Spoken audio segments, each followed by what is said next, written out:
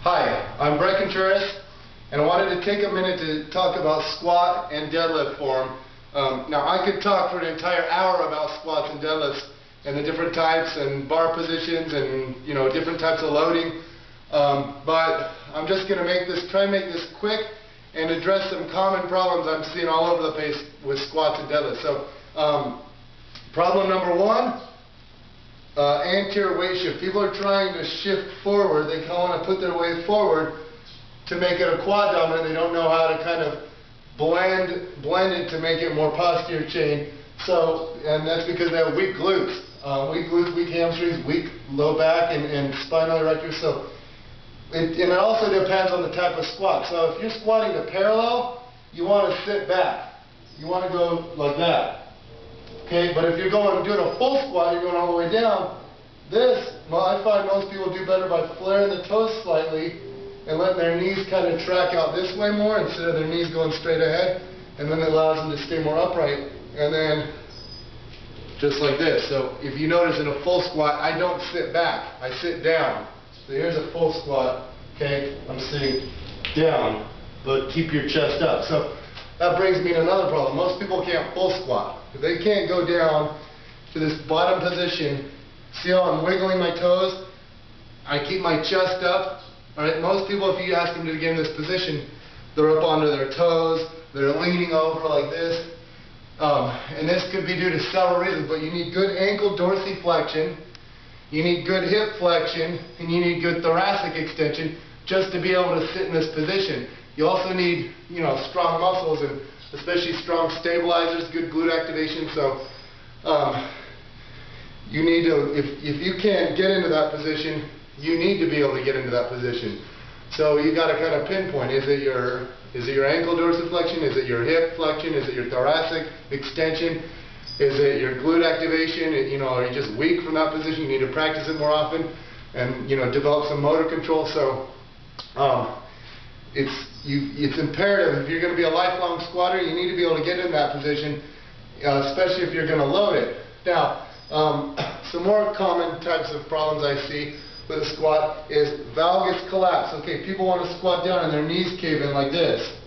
Okay, that's called valgus collapse. It's an adduction and internal rotation of the hips while they squat. So that's usually due to upper glute strength, glute medius and upper glute max fibers. So you want to strengthen those, and there's different things you can do. For example, you can use a mini band and just put it around your legs like this and kind of learn how to squat like that. Okay, that's one strategy, but it all mainly just takes practice. Keep your knees out, don't let them cave in.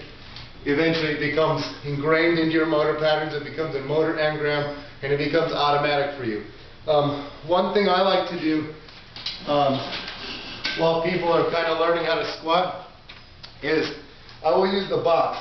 They can't go deep right now and do a full squat, so I'll be working on trying to get them deeper, but I'll still provide a training effect. And a lot of times I'll put a weight in the goblet position like this and just have them fit to a box. So I really like the box squat for teaching the squat, teaching how to sit back and engage the posterior chain. Okay, another problem, people will come down and squat and they come up onto their toes, they don't push through your heels. We say push through your heels, we say a lot of things, but it's always a balance. You don't want to be like up onto your heels when you squat like this. You want to be pushing through your whole foot.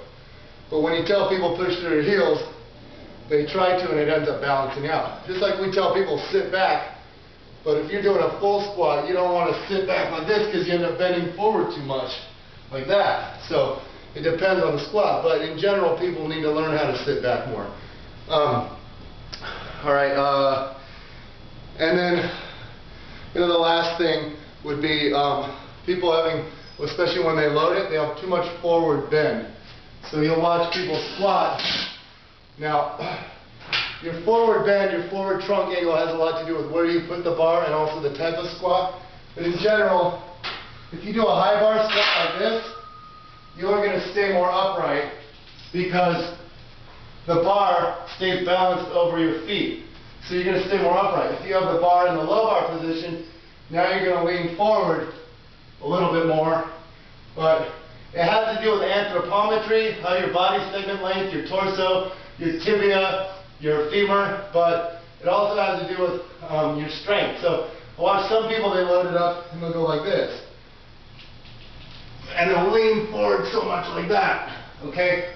People, there could be several reasons why that's happening, why people bend forward too much, but sometimes it's how they set up their feet. A lot of people are trying to go like this, and then this makes them lean too much. So if they taper or flare their feet out a bit and let their knees track over their feet, they can go a little bit deeper.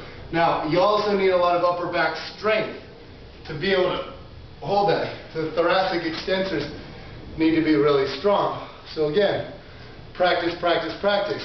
Front squats, in general, are really good to do front squats because it strengthens your upper back and lets you stay more upright. So, do front squats, do box squats, do squats with a band around your knees. Practice your form over and over, and you can become a good squatter. So it's really just, you know, perfect practice makes perfect. You to keep trying, and it's got to look right.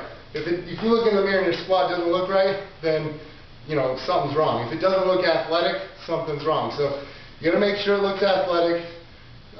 Keep working on your mobility and stability. Keep working on your form, and eventually, almost everyone can become good squatters with practice.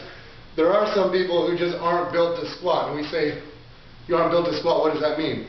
Alright, a lot of what your squat looks like has to do with the length of your tibia, femur, and your torso length. So some people who have really long femurs, for example, and they go to squat, they have to sit back a lot. They're going to lean more because of their long femurs. So it's kind of like a lightning bolt.